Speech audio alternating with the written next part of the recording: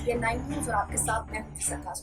भारत इस समय एक भयंकर महामारी के दौर से गुजर रहा है। कोरोना वायरस की दूसरी लहर ने दिन ब दिन बढ़ती आंकड़ों ने मोदी सरकार की परेशानियों को पहले ही बढ़ा रखा है। ऐसे में सरकार के मंत्रियों पर भी काफी ज्यादा सवाल उठ रहे हैं, क्योंकि हाल ही में विधानसभा के चुनाव संपन्न हुए हैं, रिजल्ट सबके सामने है और बंगाल में जो चुनावी नतीजे और जनता का जो रुख सामने आया है, उसने बीजेपी सरकार की मुसीबतों को और बढ़ा दिया है। हाल ही में अन्य राज्यों में भी चुनाव होने हैं, उसमें उत्तर प्रदेश भी शामिल है। वहां की जनता का आक्रोश भी पंचायत चुनाव के जरिए हम सब के सामने देखने को मिल रहा है। लेकिन क्या प्रधानमंत्री नरेंद्र मोदी अपनी इस छवि को बदलने के लिए आने वाली रणनीति कोई अपनाएंगे और अपनी टीम में कुछ तब्दीलियां करेंगे? तब्दीलियों की बात से याद आता है नाम ज्योतिरादित्य सिंधिया का, क्योंकि कांग्रेस सरकार को मध्य प्रदेश में चकमा देकर शिवराज सरकार बनवाने के लिए और शिवराज को मुख्यमंत्री की कुर्सी दिलाने के लिए सबसे ज्यादा अहमियत सिंधिया को ही दी जाती है। सिंधिया ही वो मंत्री है बीजेपी के समय जिन्होंने शिवराज सिंह सरकार को मुख्यमंत्री बनाने के लिए एक अहम भूमिका अदा की है। लेकिन क्या सिंधिया को इसका इनाम प्रधानमंत्री नरेंद्र मोदी देंगे? इस रिपोर्ट में देखिए। भारत में कोरोना वायरस की दूसरी लहर ने मानो त्रासदी मचा रखी है। ऐसे में केंद्र की मोदी सरकार हर मोर्चे पर कहीं न कहीं विफल सी साबित हुई है। ऐसे में राज्य सरकारें लगातार केंद्र को गुहार लगा रही हैं कि जल्द से जल्द राज्य की स्थितियों को समझा जाए और आगे की एक नई रणनीति बनाई जाए। ऐसे में सवाल ये उठता है कि क्या बीजेपी या फिर केंद्र की नई मोदी सरकार को एक नई टीम की जरूरत है, जो पूरी ताकत के साथ आने वाले समय में बीजेपी की तस्वीर को बदल सके।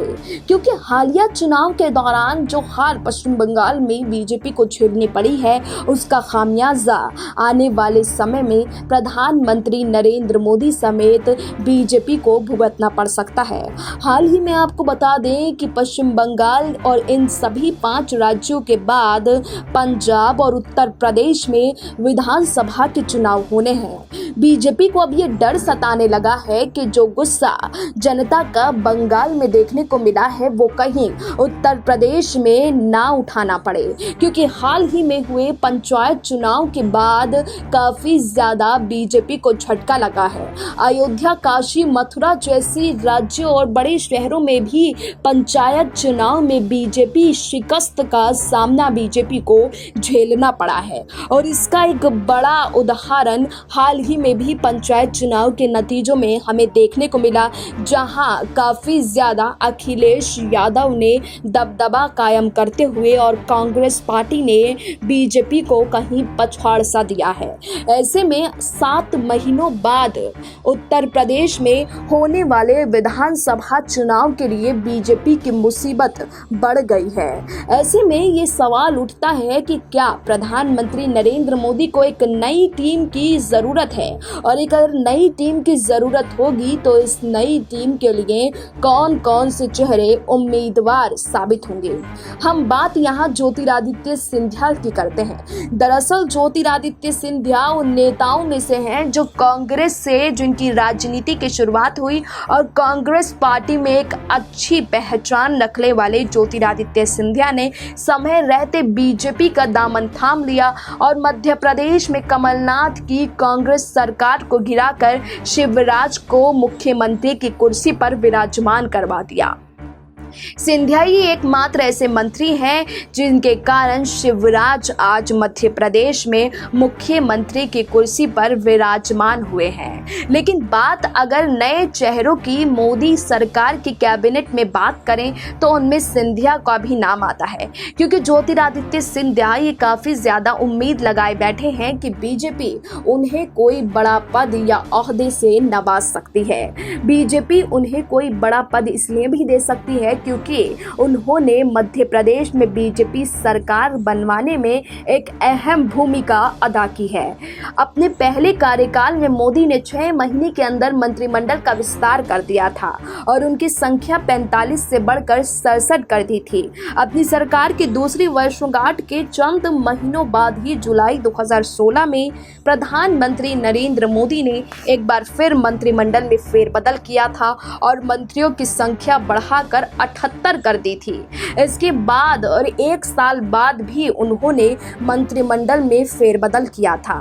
मोदी ने 30 मई 2019 को 67 मंत्रियों के साथ प्रधानमंत्री पद की शपथ दूसरी बार ली।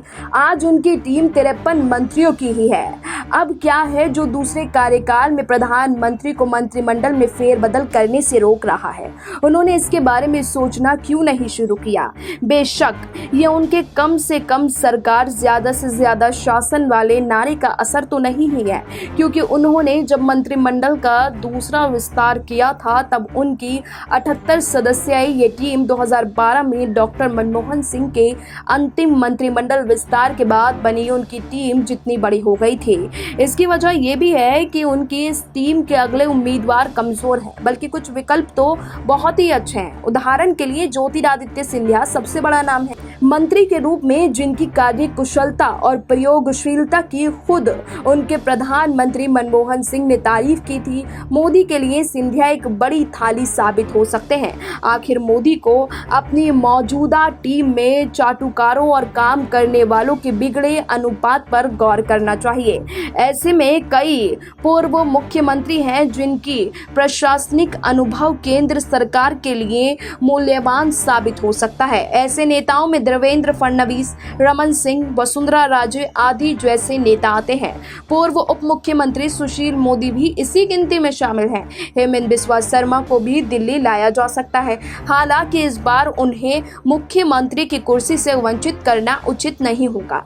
दरअसल असम की सरकार भी वही चला रहे थे और बीजेपी को वहां से दोबारा जनादेश मिला है। उनका श्रेय भी उन्हें ही दिया जाता है।